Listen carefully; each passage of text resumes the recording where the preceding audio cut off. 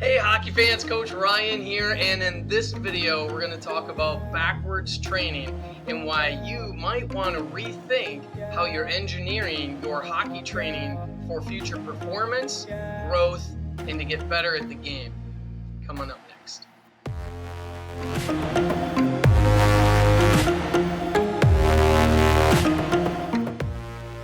Hi everybody, if this is our first time meeting, I'm Coach Ryan DuPraw here with DuPraw Powerskating. I'm a National Powerskating Coach who focuses and really believes on explosive, dynamic skaters in the world of hockey because that's what truly elevates you to reach your full potential in the game. It's where the game is going. It keeps getting faster. And if you can't skate and be a dynamic skater, you will never reach the top of your game and the top of the food pyramid in the hockey world. So with that being said, I want to talk about repeating patterns and repeating cycles. So a lot of times what we do in life is we repeat what we've been taught, and a lot of players repeat how they have been coached. That's why you see trends for long periods of time that are just being retaught and retaught and retaught, because the easiest thing to do is do what you know and do what you're taught. But if you really take a deep dive and look at that, so these days the hockey game is getting so fast and dynamic, and also at the same point very creative. And at the highest levels, you'll see a lot of the pro players now pulling the Michigan and moves like that in the game that are sensational. What I want to do is I want to present a new philosophy and a different belief just to have you be aware of it, to think about it, possibly challenge it. Now, at the end of the day, take it or leave it, but I at least want to put it out there because it could help some players along the way. If you really look at where you're at and you look at more of the youth game, and if you specifically hone in on those ages from 7 to 12, those really important fundamental ages where you're just soaking up so much skill, so much education about the game, so much with body control and muscle memory and all of the fundamentals, those years are just so very important.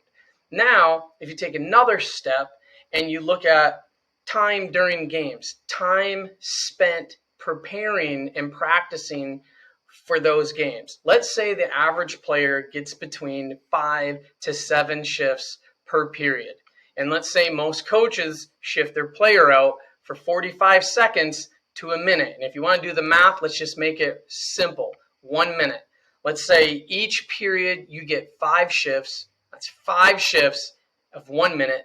That's 5 minutes of playing time per 3 periods. So take your 5 minutes, multiply it by 3, boom. I'm not a rocket scientist, but I got 15 minutes. Within those 15 minutes, each game, how many times do you get the opportunity to rip a gigantic bomb of a slap shot? How many times do you get to wind up with enough free space behind the net to pull the Michigan? How many times during those 15 minutes do you dangle somebody so bad that you break their ankles and they fall down and you look like Pavel Datsyuk out there and wind up getting a breakaway or a clean shot on net? As you see, as you start looking at that, the chances go down and down and down.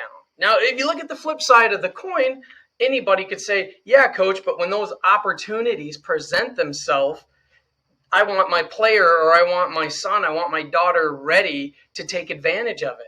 Absolutely, 100%. The breakdown that I see is that you are not increasing those possibilities. I want to look at it, reverse it, and try to multiply those opportunities. What do you do most of the time during those 5 shifts in the first and the second and the third? What do you do the majority of the time during those 15 minutes of a game? I want you to take a deep dive and really look at that and dissect it. And the answer is skate. I would rather, instead of 1 time out of 10, pull this sweet dangle that everybody jumps up on their feet. I would rather take that 1 out of 10 chance, and I would flip the script. I'd rather burn somebody 8 to 9 times out of 10. And the answer to that is skating. Yeah, coach, but My kid really loves to do this and he's really into his stick handling and he's really into his shooting. Absolutely. But if they can't skate, you can't build on the other skills. As your skating ability increases, so does your ability with all the other skills. If you really want to see your player, or maybe it's you, enjoy the game of hockey, see how much they enjoy the game when they can outskate anybody on the ice, when they can stay with anybody on the ice and not get beat by skating alone. Then you will really start to enjoy the great game of hockey. And like I said, it's just another way to think about it. I'm not asking you to go and take away all your training time and things that give you enjoyment. I know the hard work that lies in the stride, in the legs, right? And legs feed the wolf. I know it's not the fun work, but I know it is the work that pays the biggest dividends. So I would look at it like this. Don't take away your 2-3 hours that you're doing. I'm just saying maybe cut it in half, right? Where you've done 90% of the fun stuff and only 10% of the hard stuff, maybe you should shift away from that and make it like 60-40 or even 50-50.